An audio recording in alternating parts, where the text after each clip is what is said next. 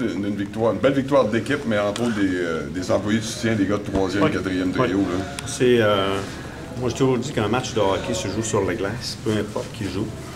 Et le concept d'une équipe est plus souvent fort que le concept de joueur étoile.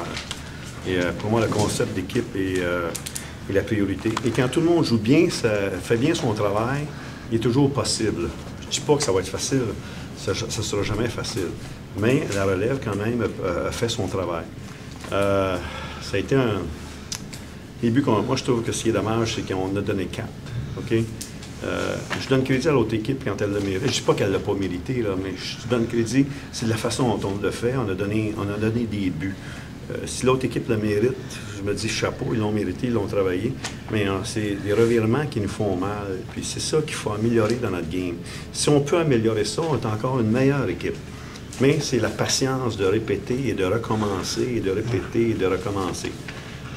Non, chapeau, je veux dire, on dit toujours que il manque Veilleux, il manque Caron, il manque Forti, il manque... Mais il y a d'autres joueurs sur une équipe de hockey. C'est pas un sport individuel, c'est un sport collectif. Clément, une première période à peu près sans faille, vous n'avez pas fait d'erreur, vous n'avez donné aucune chance. Là, en deuxième, ça s'est mis à débouler. En deuxième, on a eu beaucoup. En troisième, les pénalités nous ont fait mal. Les pénalités, je pense, on a 4 punitions en troisième. Je ne veux pas, à un certain moment donné, là, après 60 minutes de jeu, après 40 minutes de jeu, l'énergie n'est pas la même, mais on a trouvé le moyen quand même de les contrer. Moi, j'ai toujours dit qu'il n'y a pas de mauvaise équipe dans la Ligue junior majeure du Québec. Il y a des bonnes équipes qui ont tous du talent. À un certain moment donné, c'est une question, je veux dire, de break, de revirement, je veux dire, de créer ces choses-là. Le statut des joueurs blessés, je ne peux pas vous le dire, mais je sais que j'en ai. Je sais que j'en ai, je vais le savoir ce soir, je vais le savoir demain, j'en ai. Et est-ce qu'on est au statut d'en rappeler? Je pense qu'on va être au statut d'en rappeler. Je me pose des questions. À l'heure actuelle, notre alignement est 20 joueurs. Mais je ne sais pas Philippe Cornet, je ne sais pas Jonca. Il y a des joueurs qui sont blessés. Il y a des joueurs qui jouent blessés présentement. Et c'est ça qui me fait peur. C'est pas une question d'alarme. C'est une question de réalité vraiment concrète. Mais dans le cas de Philippe, ça semblait très, très souffrant lorsqu'il a quitté. Oui. Croisons-nous les doigts. Oui, parce que le mois de novembre, c'est pas le mois le plus facile pour nous autres. Dans le cas de Veilleux, on parle d'une infection à l'œil, donc ça, c'est rien de majeur, mais on pourrait le perdre pour un certain temps. C'est certain que c'est jour le jour. Pour demain, on ne peut rien garantir. Est-ce que c'est mieux d'attendre à ce que le joueur soit rétabli que de forcer? Je veux dire, s'il y a une vision qui n'est pas normale, puis on le met au jeu, si on le perd pour une plus longue échelle, c'est pas plus payant, d'accord? Donc, c'est d'être patient. C'est pas d'être patient, c'est d'être prudent aux situations de joueurs blessés.